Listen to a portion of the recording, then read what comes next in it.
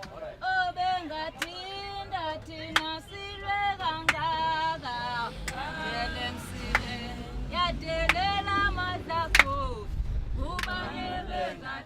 communities, we claim our right that when this development is going to take place, we have a right to give a consent, not the government to decide on behalf of us without us.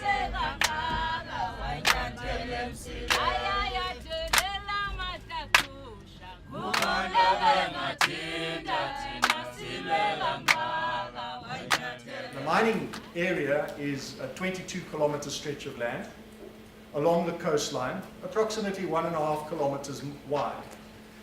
And mainly it comprises ancient and less ancient sand dunes. And the intention of the mine is to mine those sand dunes. They are literally going to crawl across the landscape and devour these dunes, extract the minerals, and regurgitate them at the back end. Essentially, the community is going to be displaced from their grazing land, where their cattle graze. They will be displaced from their ploughing lands. They will also be displaced from their homes. How are they going to live? Where will they grow their food? To the extent that people must be displaced, where are they going to be moved to? Bizana, Mtata, Port St. John's? What's going to happen to them? None of that, my lady, not a single detail has been provided in advance of this mining application.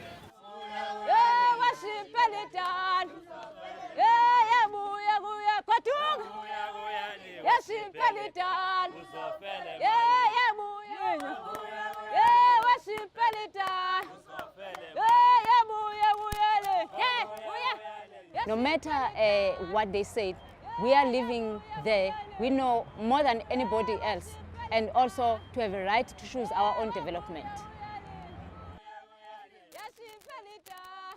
Our memorandum is written like this. We came from communities that, like our brothers and sisters in the Amadiba who oppose mining on their land.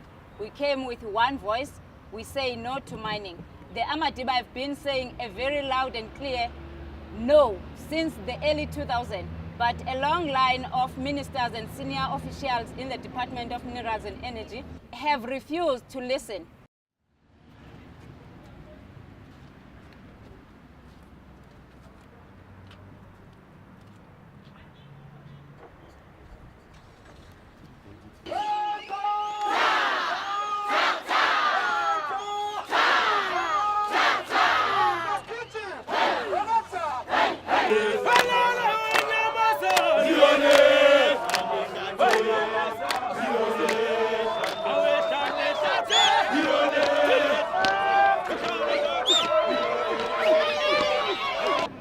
We mustn't allow to be modern slaves.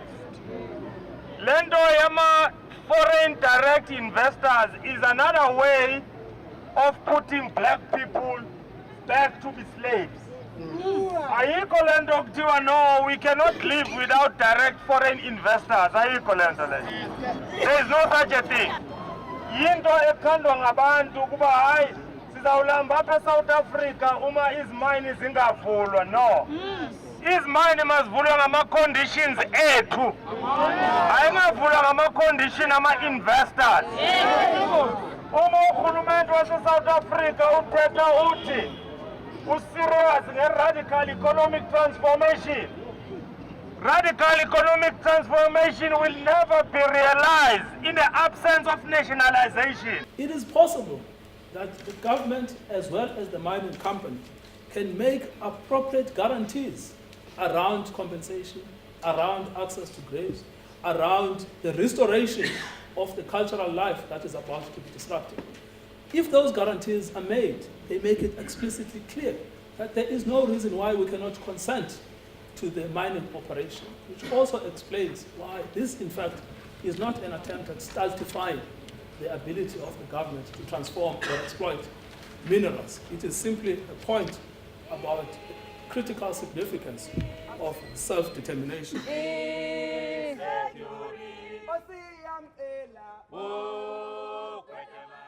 court case, if we win, it's not going to help only the community of Xolobeni, it's going to help all the communities surrounded Africa, because the same problem is all over where our rural communities are being vulnerable by the mining activities.